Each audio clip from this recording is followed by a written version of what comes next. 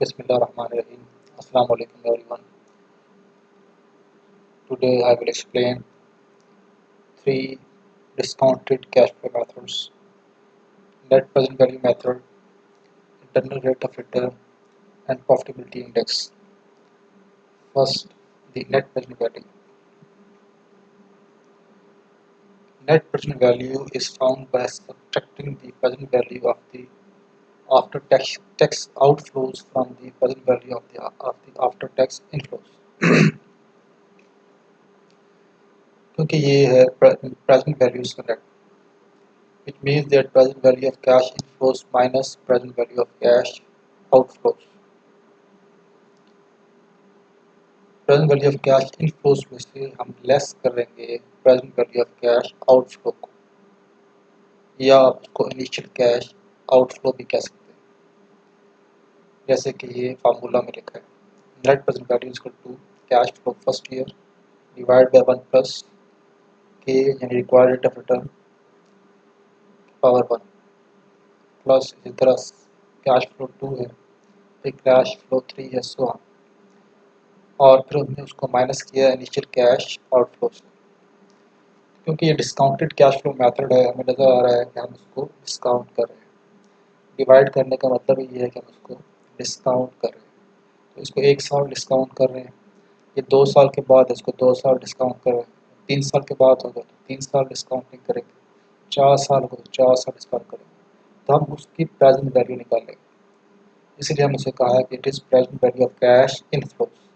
और present value of cash inflows में से जो आज हमारे पास कैश आउटफ्लो होगा, जो इनिशियल इन्वेस्टमेंट की है इन टर्म्स ऑफ कैश, हम उसको इसमें से सब्ट्रैक्ट करेंगे. तो जो नेट आएगा उसे लिखेंगे नेट प्रेजेंट वैल्यू. इसमें आप टेबल भी यूज़ कर सकते हैं, यानी CF1 आगे ब्रैकेट लगा के प्रेजेंट वैल्यू PVF यानी प्रेजेंट वैल्यू इंटरेस्ट फैक्टर और K कॉमा N या 1. इसी तरह यहाँ पर CF2 के बाद PVIF, क्योंकि ये सारी जो कैश फ्लोज हैं ये जो है वो एक दूसरे से डिफरेंट है, यूनिक है. अगर ये सेम होंगी तो एनवर्टी लग जाएगी. एनवर्टी के फार्मूले से हम उसको यूज़ कर सकते हैं, क्योंकि एनवर्टी डील करती है जब कैश फ्लो सेम हो और उनका जो इंटरवल है वो भी सेम, इक्वी डिस्टेंट के ऊपर. अगर ये डिफरेंट होंगी तो फिर हम वहाँ पे सिंगल अमाउंट वाला फार्मूला यूज़ करेंगे. वहाँ पे हम यूज़ करेंगे प्रेजेंट वैल्यू PVF के N, PVF यहाँ पे K और फिर N की जगह यहाँ पे 2, यहाँ पे 3, 4, 5 इस तरह चलता रहेगा.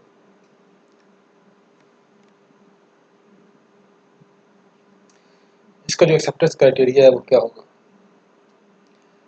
If NPV is greater than 0, accept the project. If NPV is less than 0, reject the project. If NPV is equal to 0, technically indifferent. अगर नेट प्रेजेंट वैल्यू जो है यानी present value of cash inflow जो है वो अगर कम होगी और present value of cash outflow ज़्यादा होगा, यानी हम जो रिटर्न रिसीव कर रहे हैं उसकी जो वर्थ है आज, अगर वो प्रेजेंट वैल्यू जो है वो आउटफ्लो से कम है तो ऑब्वियस है कि हम ऐसे प्रोजेक्ट को एक्सेप्ट नहीं करेंगे, क्योंकि वो जो रिटर्न जो था वो उसके इक्वल नहीं. अगर वो present value of cash inflow ज़्यादा होगी तो फिर हम ऐसे प्रोजेक्ट को एक्सेप्ट करेंगे, क्योंकि वो रिटर्न्स उसकी कॉस्ट से ज़्यादा हमें रिसीव हो रहा है.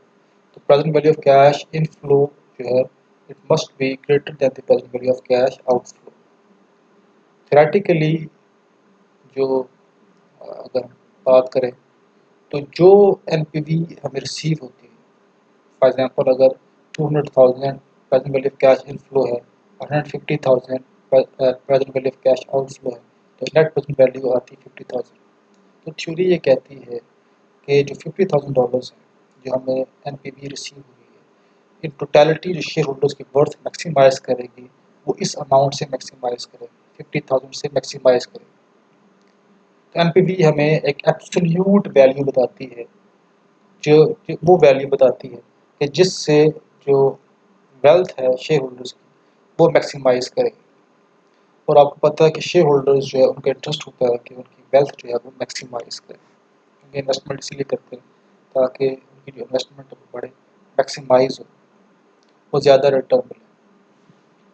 तो अगर एनपीवी पॉजिटिव होगी तो इसका मतलब है कि शेयर होल्डर्स की जो टोटल वेल्थ है, तो टोटल शेयर होल्डर्स की वेल्थ, एक शेयर होल्डर की नहीं, तो टोटल शेयर होल्डर्स की वेल्थ है वो मैक्सिमाइज करेगी, शेयर की प्राइस ऊपर जाएगी in totality by the NPV amount. If NPV is equal to zero तो टेक्निकली इंडिफरेंस है। इसका मतलब ये है कि आप चाहे, अगर आपके पास ऐसे प्रोजेक्ट्स अवेलेबल नहीं है कि जो पॉजिटिव एनपीवीज दे रहे हो, लेकिन ऐसा प्रोजेक्ट्स हैं जो कि एनपीवी नेगेटिव तो नहीं है लेकिन एनपीवी ज़ीरो है, यानी जितना इनफ्लो है उतना ही आउटफ्लो है, जितना आप प्रेजेंट वैल्यू ऑफ इनफ्लो है उतना ही प्रेजेंट वैल्यू ऑफ आउटफ्लो है, यानी आप जो रिटर्न वो डिमांड कर रहे हैं आप उनको उतना ही रिटर्न दे रहे हैं, जितना वो रिटर्न डिमांड कर रहे थे उतना ही रिटर्न अगर आप उसको दे रहे हैं तो आप ऐसे प्रोजेक्ट को एक्सेप्ट कर लें। लेकिन ज़्यादा फिजिबल ये है कि एनपीवी पॉजिटिव, तो एनपीवी पॉजिटिव होगी तो इसका मतलब है कि जो वो रिटर्न एक्सपेक्ट कर रहे थे आप उनको, इन्वेस्टर जो आपसे रिटर्न एक्सपेक्ट कर रहे थे, जो प्रोजेक्ट है वो आ, उनकी एक्सपेक्टेशन से ज़्यादा रिटर्न को वापस कर रहा है। जब एक्सपेक्टेशन से ज़्यादा रिटर्न होगा तो ऑब्वियस है कि शेयर होल्डर्स की वैल्यू मैक्सिमाइज करें, और अगर वो सेम है तो थ्योरी ये कहती है कि प्राइसेस में कोई चेंज है, शेयर की प्राइसेस में कोई चेंज नहीं आएगी, शेयर की प्राइसेस अपनी करंट पोजीशन के ऊपर मेंटेन रहें। फॉर एग्जांपल अगर 50 रुपीज़ पर शेयर है तो वो 50 रुपीज़ के ऊपर ही पर शेयर जो है वो मेंटेन रहे, उससे कम नहीं हो। लेकिन अगर एनपीवी ज़्यादा है पॉजिटिव तो फिर वो टोटलिटी के अंदर, फॉर एग्जांपल 1 मिलियन शेयर्स है या 100,000 शेयर्स है, तो टोटलिटी के अंदर जो है वो उसको आप डिवाइड करेंगे, उस अमाउंट से उनके शेयर्स की प्राइस जो है वो इंक्रीज़ करेंगे, यानी वेल्थ जो है वो उस अमाउंट से टोटलिटी जो है दैट विल बी इंक्रीज।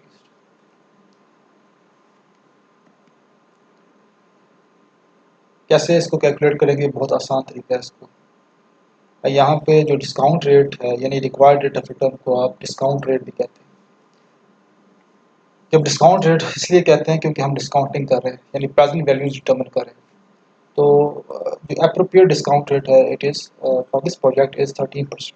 तो हमने 13% को as a discount rate use किया और हमने जो इनफ्लोज थी हमने उसकी प्रेजेंट वैल्यू डिटर्मिन की और फिर हम इस प्रेजेंट वैल्यू को लेस कर देंगे। जैसे हमने यहाँ पे टेबल वाला फार्मूला यूज़ किया तो आप टेबल को देख के यहाँ पे उसका फैक्टर लिखेंगे और उसको मल्टीप्लाई करेंगे।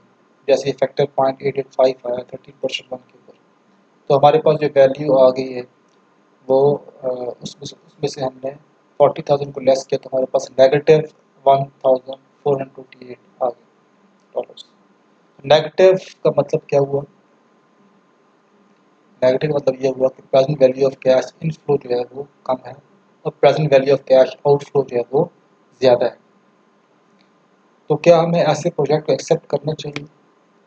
अभी हमने डिसीजन क्राइटेरिया देखा है, तो हम ऐसे प्रोजेक्ट को एक्सेप्ट नहीं करेंगे।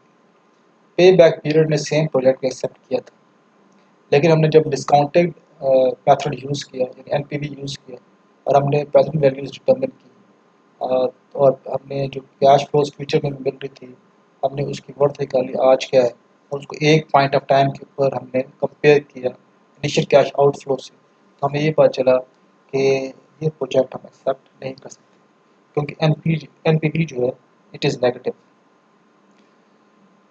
तो हमने इस प्रोजेक्ट को, this means that the project is reducing share holders wealth, अगर हम इसको एक्सेप्ट करेंगे तो इतनी अमाउंट से इन टोटलिटी जो है वो शेयर होल्डर्स की वेल्थ जो है वो मिनिमाइज हो जाएगी। तो कोई भी शेयर होल्डर ऐसा नहीं चाहेगा। तो हम जो है वो फाइनेंशियल मैनेजर का काम होता है वो ऐसे इन्वेस्टमेंट डिसीजन ले जिससे शेयर होल्डर्स की वेल्थ मैक्सिमाइज करे, मिनिमाइज ना करे। तो यहाँ से उस फाइनेंशियल मैनेजिंग परफॉर्मेंस का पता चलता है। तो एमपीवी का जो डिसीजन क्राइटेरिया है उससे हमें ये पता चला कि हमने इस प्रोजेक्ट को एक्सेप्ट नहीं कर।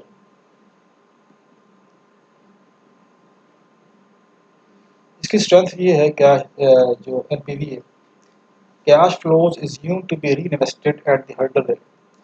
इस रिक्वायर्ड रेट ऑफ रिटर्न को आप हर्डल रेट भी कह सकते हैं, इसी रिक्वायर्ड रेट ऑफ रिटर्न को आप डिस्काउंट रेट भी कहते हैं, इसी रिक्वायर्ड रेट ऑफ रिटर्न को आप क्रॉस ओवर रेट भी कहते हैं। तो कई नामों से इसको आप पुकार सकते हैं।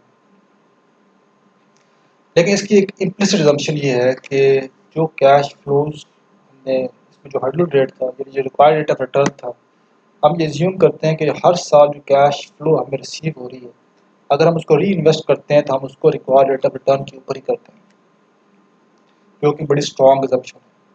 ये वो रिटर्न है that was required by the investors. This is the return basically which is prevailing in the market.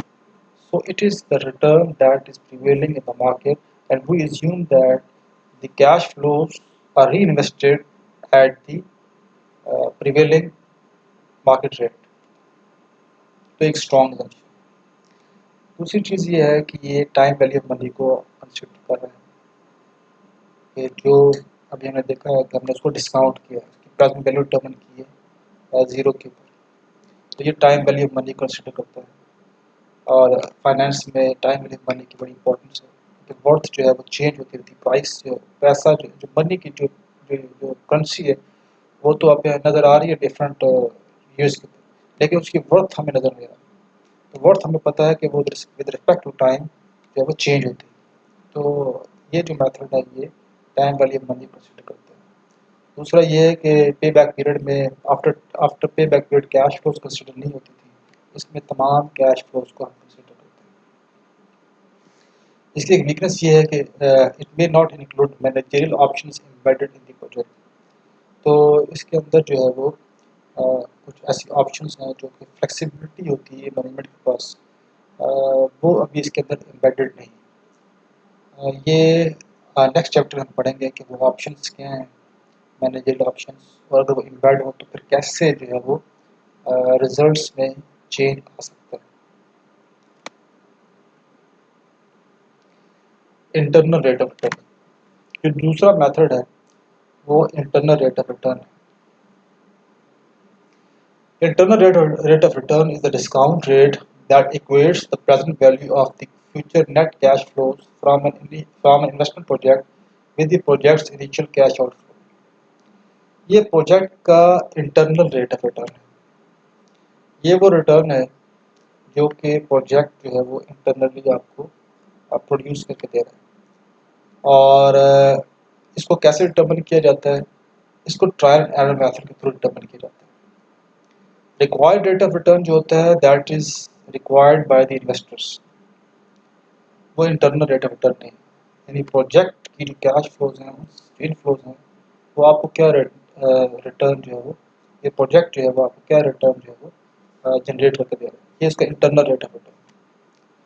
तो ये बेसिकली वो डिस्काउंट रेट है जो हम डिटर्मिन करेंगे थ्रू ट्रायल एंड एरर, यहाँ पे जो present value of cash inflows हैं वो इक्वल आ जाए present value of cash outflow. Internal rate of return वो है जहाँ present value of cash inflows equal हो जाए present value of cash outflow. तो थोड़ा सा और गौर करें तो IRR वो डिस्काउंट रेट है जहाँ पे NPV ज़ीरो होती है, जहाँ पे NPV ज़ीरो होती है। ये जो कैश फ्लोज हैं इसको हमने यहाँ एज्यूम करेंगे रेट, यानी ट्राई करेंगे, और ट्रायल एरर मेथड इसे कहते हैं। यहाँ पे हम एज्यूम करेंगे रेट और उसके ऊपर हम इसकी प्रेजेंट वैल्यूज निकालेंगे, और वो किसी ऐसे रेट के ऊपर जहाँ पे ये प्रेजेंट वैल्यू ऑफ कैश इनकी जो प्रेजेंट वैल्यूज हैं वो इक्वल आ जाए इनिशियल कैश आउटफ्लो के, वो हमारा इंटरनल रेट ऑफ रिटर्न है। जब present value of cash inflows equal होगी present value of cash outflows के, अगर हम इसका NPV निकालें तो present value of cash inflows minus present value of cash outflow, तो वो ज़ीरो हो जाएगा। इसका मतलब ये हुआ कि IRR internal rate of return के ऊपर NPV हमेशा ज़ीरो होती है। NPV ज़ीरो होती है तो what would be the acceptance criteria? If IRR is greater than required rate of return or cost of capital, accept the project. And if IRR is less than cost of capital, reject the project. And if IRR is equal to cost of capital, technically indifferent. तो इसका decision criteria अगर आप देखें तो ये भी वही है जो कि NPV का था। यहाँ पे if IRR is greater than cost of capital, अगर कॉस्ट ऑफ कैपिटल से वो ज़्यादा होता है, यानी जो रिटर्न रिक्वायर कर रहे हैं, अगर IRR उससे ज़्यादा है तो NPV पॉजिटिव होगा। ठीक है, अगर IRR रिक्वायर्ड ऑफ रिटर्न से ज़्यादा है तो फिर NPV जो है वो पॉजिटिव हो, हम ऐसे प्रोजेक्ट को एक्सेप्ट करते हैं NPV में भी। अगर IRR कॉस्ट ऑफ कैपिटल को भी मीट नहीं कर रहा, यानी उसको रिटर्न वो प्रोजेक्ट का है वो कॉस्ट ऑफ कैपिटल से भी कम है, यानी रिक्वायर्ड रेट ऑफ रिटर्न जो डिमांड करते हैं इन्वेस्टर उससे भी कम है, तो हम ऐसे प्रोजेक्ट को रिजेक्ट कर देंगे क्योंकि वहाँ पे NPV जीरो माइनस हो जाएगी। लेकिन अगर IRR और कॉस्ट ऑफ कैपिटल यानी जो रिटर्न रिक्वायर कर रहे थे उतना ही रिटर्न दे रहे हैं तो वहाँ पे अगेन जो है वो मैनेजमेंट इंडिफरेंट हो जाएगी कि हमें इसको एक्सेप्ट करना है या एक्सेप्ट नहीं करना, चाहे वो उसको एक्सेप्ट कर सकते हैं चाहे एक्सेप्ट नहीं कर सकते। यहाँ पे NPV जो है वो IRR के ऊपर NPV जीरो होती है, इसका मतलब है जो रिक्वायर्ड रिटर्न है वहाँ पे भी NPV जीरो है। NPV जीरो है तो वहाँ NPV में हमने देखा था कि आप टेक्निकली इंडिफरेंट हो जाते हैं। तो इंटरनल रेट ऑफ रिटर्न जो है अगर वो ज़्यादा होगा कॉस्ट ऑफ कैपिटल से तो हम एक्सेप्ट करेंगे प्रोजेक्ट को। If it is less than cost of capital then we reject the project. If it is equals to cost of capital or required rate of return then we are technically indifferent.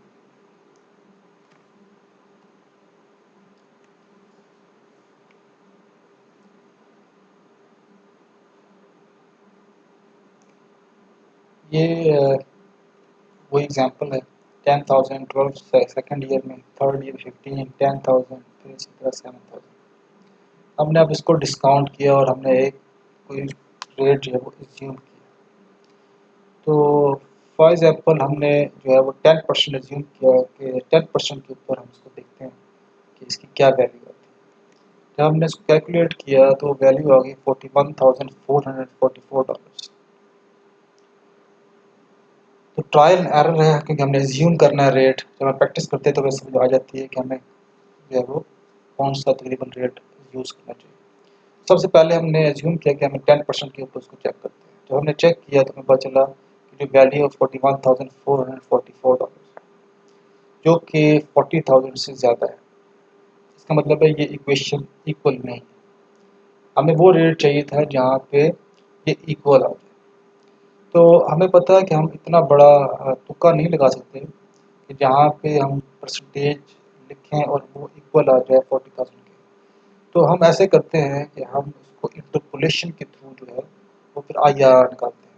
और interpolation का तरीका ये है कि हम एक rate ऐसा लेते हैं जो कि लेफ्ट हैंड साइड से जहाँ पे वैल्यू ज़्यादा आ जाए, और अगर ज़्यादा आ जाती है तो फिर हम दूसरा रेट वो लेते हैं जहाँ पे वैल्यू जो है वो लेफ्ट हैंड साइड से कम है, ताकि हम उसको इंटरपोलेट कर सकें। तो यहाँ पे जब हमने पहला रेट अप्लाई किया तो यहाँ पे वैल्यू जो है 41,444 आ।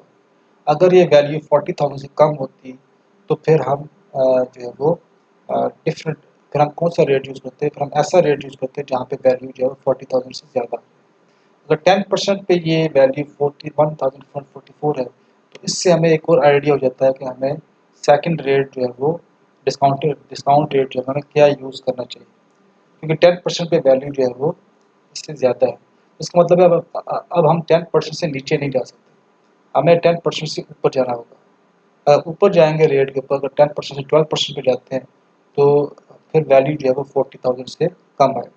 तो हमें दूसरा रेट ऐसा चाहिए था जहाँ पे वैल्यू जो लेफ्ट हैंड साइड से यानी 40,000 लेफ्ट हैंड साइड पे इससे कम आ जाए, ताकि हम उसको फिर इंटरपोलेट कर सकें। जब हमने यहाँ पे सेफ साइड रखते हुए हमने 15% यूज़ किया तो वैल्यू जो थी वो 36,841 आ गई। तो 15% जो है इसका मतलब है कि ये रेट हाई है। अब यहाँ पे जो वैल्यू है ये लेस देन 40,000 है, यानी लेफ्ट हैंड साइड से ये रेट वैल्यू जो है वो कम है। अब हमारे पास जो पहला रेट था उसके ऊपर वैल्यू ज़्यादा आई थी और दूसरा रेट जो हमने यूज़ किया वैल्यू कम आई। तो अगर अब हम इसको इंटरपोलेट कर सकते हैं।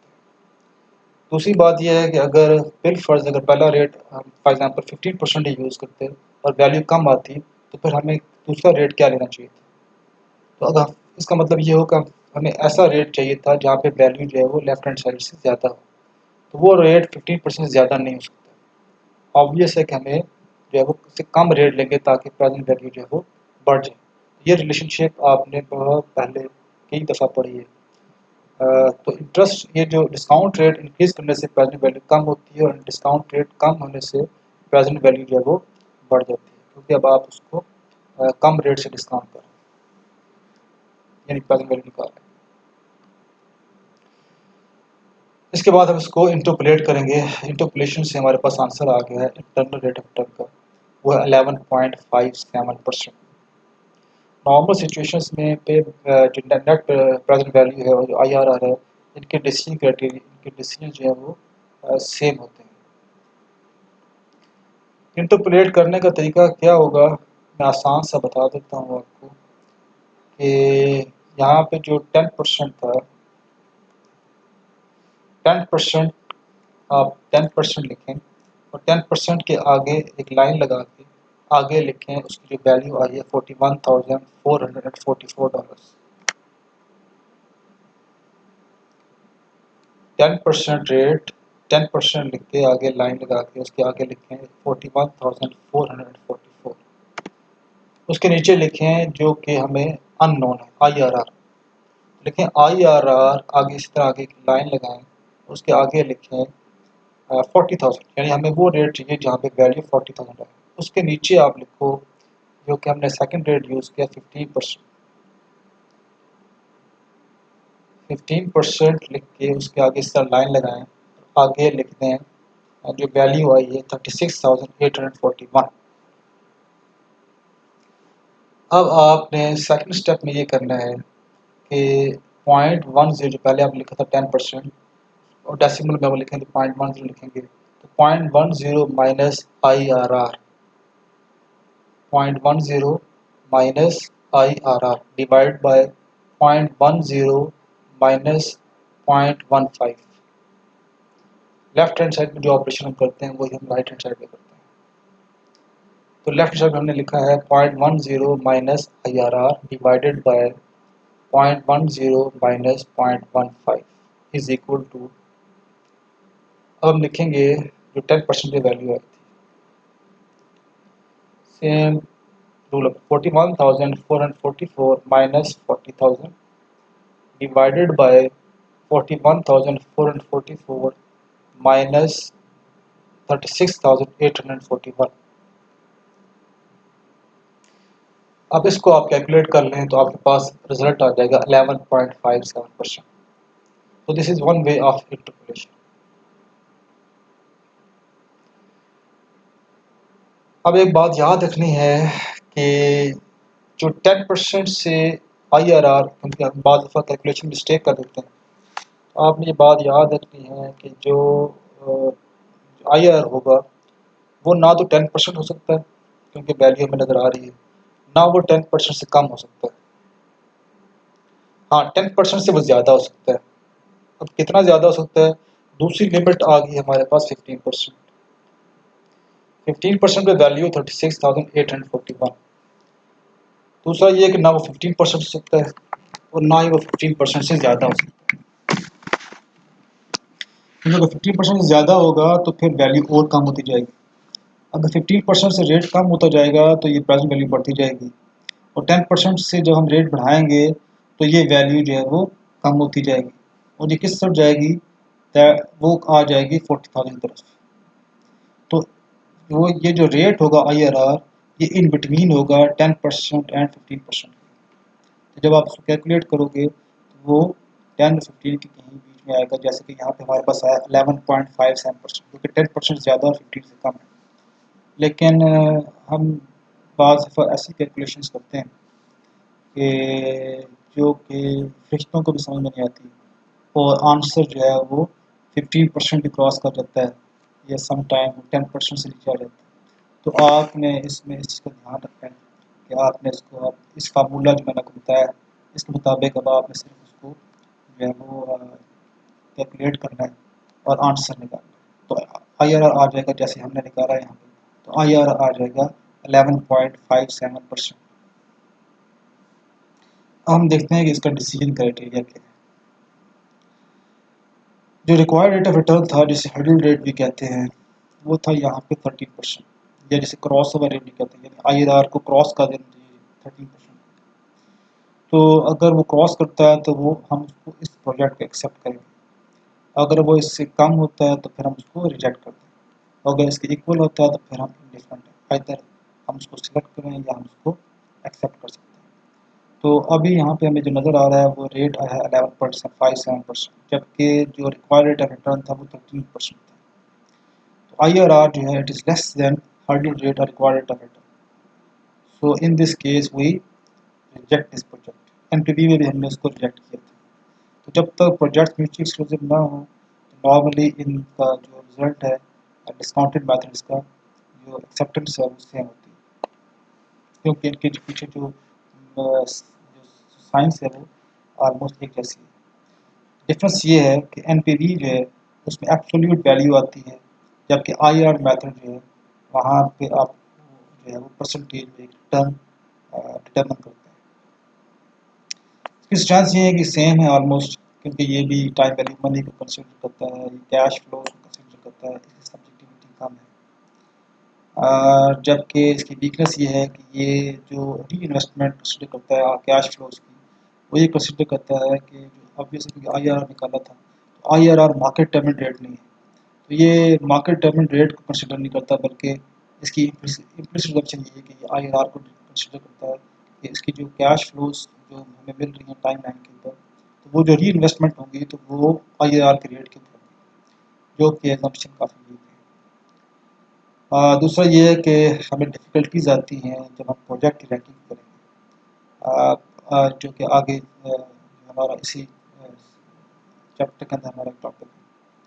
तो जब हम यूजली एक्सक्लूसिव प्रोजेक्ट्स और रैंकिंग करेंगे तो वहाँ पे हमें कुछ डिफ़िकल्टीज़ का सामना करना पड़ेगा। एक और मसला इसमें ये है कि ये इसमें मल्टीपल IRRs भी आ सकते हैं अगर तो नॉन कन्वेंशनल कैश फ्लोज हों। अभी तक हमने जो देखी ये सारी कन्वेंशनल कैश फ्लोज हैं। नॉन कन्वेंशनल कैश फ्लोज में ऐसा होता है कि जो आपके पास टाइम लाइन में इनफ्लोज आ रही थी वो सारी की सारी पॉजिटिव थी, लेकिन ऐसा भी हो सकता है कि किसी साल आप फॉर एग्जाम्पल प्लांट की रिनोवेशन कर रहे थे या ओवर हॉलिंग हो रही थी, तो आप वहाँ पे नेगेटिव भी आ सकती है।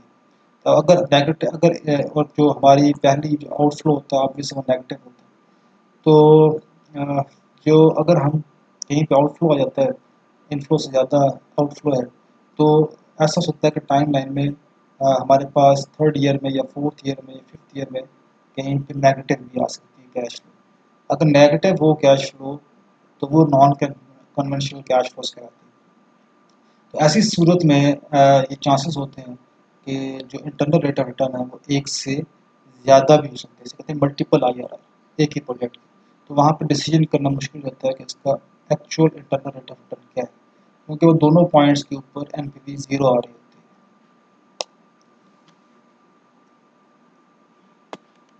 है। ये इसकी एक काफ़ी बड़ी वीकनेस है in case of non conventional cash flows. Third method है प्रॉफिटेबिलिटी इंडेक्स। प्रॉफिटेबिलिटी इंडेक्स से ही पता चल रहा है हमें कि हम किसी रेशो की बात कर रहे हैं, और इंडेक्स जो है नॉर्मली ये जो भी कैलकुलेट होते हैं ये रिलेटिव मेजर है, तो हम किसी एक चीज़ को किसी दूसरी चीज़ के ऊपर डिवाइड करते हैं। तो प्रॉफिटेबिलिटी इंडेक्स जो है it is the ratio of the present value of project's future net cash flows to the project's initial cash outflow. तो इसमें हम जो present value of cash inflow है उसको डिवाइड कर देते हैं present value of cash outflow के ऊपर, तो हमारे पास एक नंबर आ जाता है जिसे इंडेक्स कहते हैं प्रॉफिटेबिलिटी इंडेक्स। तो प्रॉफिटेबिलिटी इंडेक्स का एक और फार्मूला भी है which is equal to 1 plus NPV divide by initial cash outflow. अगर आपने NPV निकाल लिए या डाटा में अगर NPV अवेलेबल है तो आप उस NPV को डिवाइड कर सकते हैं इनिशियल कैश आउटफ्लो के ऊपर और उसको ऐड कर सकते हैं मान में, क्योंकि रिलेटिव मेजर है। तो जो आपका डिनोमिनेटर है वो जो इसका नॉमिनेटर है उसको 1 से ज़्यादा होना चाहिए। तो 1 plus NPV divide bye IC।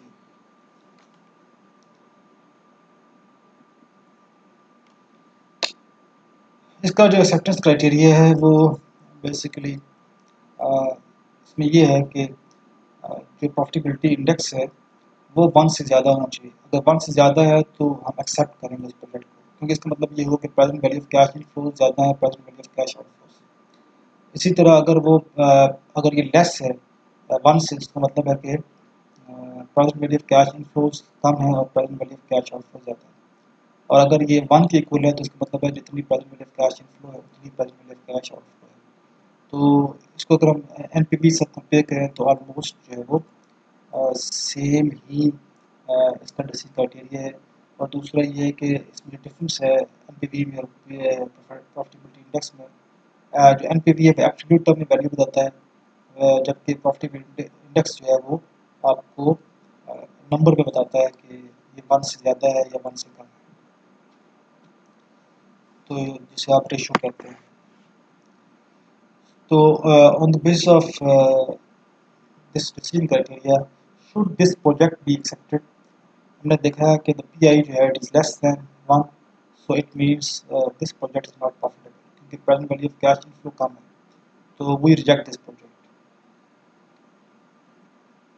तो अगर ये 1 होगा तो फिर हम टेक्निकली डिफरेंट हो जाएंगे।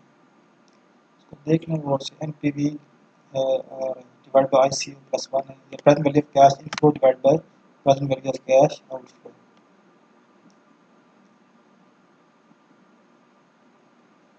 स्ट्रेंथ्स जो है वो सेम है एज एनपीवी। अगर डिफरेंट स्केल के प्रोजेक्ट्स हों तो उसमें ये काफ़ी हेल्पफुल होता है, यानी कि अगर इन्वेस्टमेंट जो है वो डिफरेंट स्केल की होगी, कि कम अगर 2-3 प्रोजेक्ट्स हैं या 10 प्रोजेक्ट्स हैं, उसमें तो सारे प्रोजेक्ट्स वो ज़रूरी नहीं कि एक ही उनकी कॉस्ट हो, तो कॉस्ट डिफरेंस होती है, तो कोई कम कॉस्ट है, किसी की ज़्यादा कॉस्ट है, तो वहाँ पे अगर हम लोग कंपेरिजन करने लगे तो वहाँ पे ये काफ़ी हमारे लिए हेल्पफुल होता है। इसकी वीकनेस जो है वो भी तकरीबन वही है जो कि एनपीवी की है, प्रोवाइड्स ओनली रिलेटिव प्रॉफिटेबिलिटी, क्योंकि ये मैंने अभी बताया आपको कि रिलेटिव टर्म में आपको बताता है कि आज की कॉस्ट के रिलेटिव जो है या रिलेशन टू कॉस्ट जो है वो आपका प्रॉफिटेबिलिटी जो है वो कितनी है। इसके भी प्रॉब्लम्स आ सकते हैं रैंकिंग के अंदर जब हम म्यूचुअली एक्सक्लूसिव प्रोजेक्ट्स हमारे पास आ जाएँ, यानी जिनमें से हमने किसी एक को एक्सेप्ट करना है, और जब हम इसको रैंक करते हैं इन सबको, इन तीनों चारों मेथड्स को, तो वहाँ पे हो सकता है कि ये प्रॉफिटेबिलिटी इंडेक्स मेथड उस किसी ऐसे प्रोजेक्ट को एक्सेप्ट कर रहा हो कि जो कि ज़्यादा वैल्यू ऐड ना कर रहा हो फर्म के अंदर, तो इसके इश्यूज आ सकते हैं, क्योंकि ये आपको एब्सोल्यूट टर्म में नहीं बताता, रिलेटिव टर्म में बताता है। तो ये इसके आपको इंडेक्स बताता है, यानी 1.5 है, 1.8 है, 1.2 भी हो सकता है, लेकिन ये नहीं बताता कि कितनी वैल्यूज जो है एब्सोल्यूट टर्म्स में या अमाउंट में जो फर्म की वैल्यू है वो इंक्रीज करेगी या डिक्रीज करेगी। तो इसलिए इसका ये एक इशू है जो टैकल करते हैं।